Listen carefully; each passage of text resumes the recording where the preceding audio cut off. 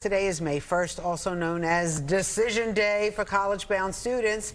It's usually the day they must decide and commit to which college they'll attend in the fall. Probably one of the biggest decisions you might make in your life, for sure. But these protests at Columbia and other college campuses making the choice even harder for some students and forcing others to change course. Joining us this morning, Christopher Rim, founder and CEO of Command Education, an education and admissions consulting company. Nice to have you back on Good Day New York, Christopher. I understand it's been a couple of busy days and weeks for you. What are you seeing with your clients? What's going on with Decision Day? Thank you for having me back again.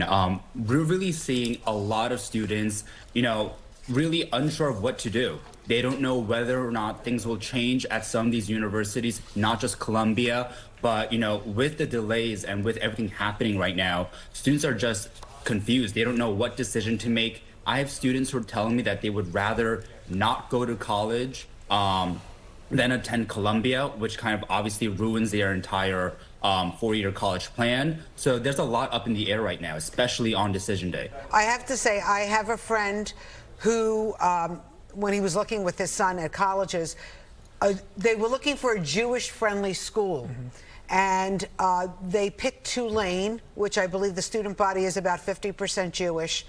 And it was difficult to get in because I think he wasn't the only one thinking about a safe place for their kids to go to school. Yep.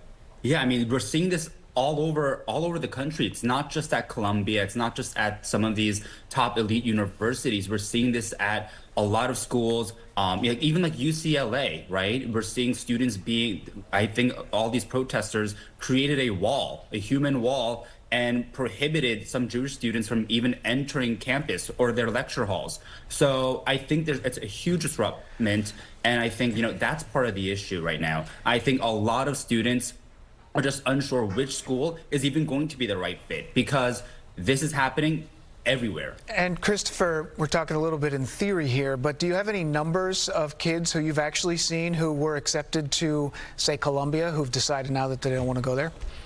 So we had about a dozen or so students who got into Columbia this year, but of those dozen students, as of last week, we had about maybe 5 or 6, but as of yesterday, we have 0. So of all the students we helped get into Columbia, we have 0 students who will be starting this fall. Actually, 2 days ago, we had 1 student. That's incredible. That's incredible. I mean, Columbia has an acceptance rate of 6%. So a lot of these kids are standout students from their class. They are kids who've gone above and beyond to get into a school like that.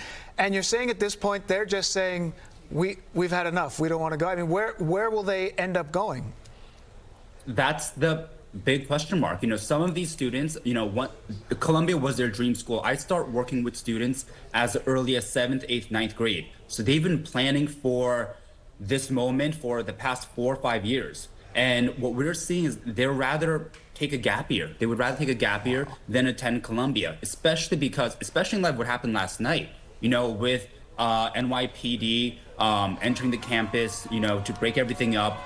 I think that was the right decision, but parents are even more frightened and alerted now. And I think with all the protests, it's not just about free speech. Of course, that should be allowed, but once it turns into harassment, intimidation, and anti-Semitic, acts, I think that really is a whole other thing. That's not free speech. That's hate speech. What happens to those kids who already accepted? They did early decision. They sent their deposit.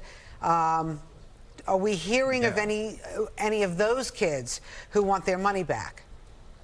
So they're probably not going to get any of their money back, but it's also very nominal amount typically for the deposit. Typically like 99% of the tuition and what's due is pretty much before the beginning of the school year in August. So they're only losing, I think, a few $100s right now. It's still significant, but it's not that much when you compare to actual tuition.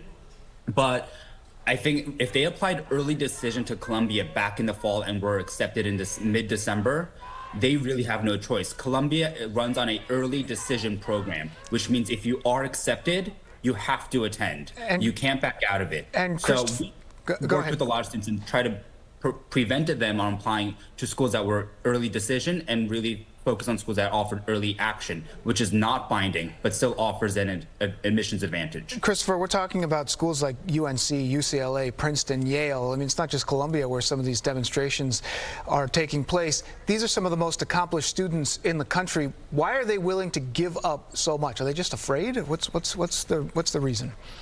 There are a few reasons. I think the biggest thing is their safety. You know, they're blocking students, Jewish students, from entering campus, entering buildings. I mean, there are so many videos that are going viral on Twitter, on X right now, of this happening, especially at UCLA, for example. At Columbia, students can't get access to their to the school campus, the libraries there.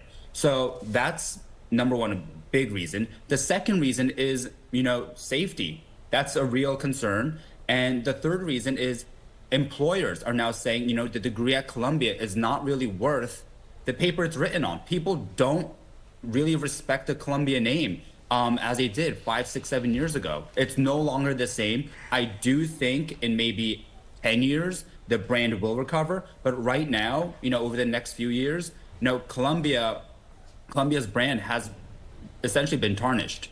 Christopher Rim, thank you so much for weighing in and telling us what the trend is now in acceptances. Did they move the decision day because of all what was going on? So some schools did move the decision day, but not because of all the protests and what's going on. There was an issue with FAFSA where they were delayed about 3 months, I believe. Oh. Came out 3 months later. So some schools like Amherst extended their decision day until mid-May, including the UC schools as well. Got it. Okay, Command Education is what Christopher Rim is with. Thank you so much for coming on Good Day New York. Thank you for having me. Kind of hard to believe.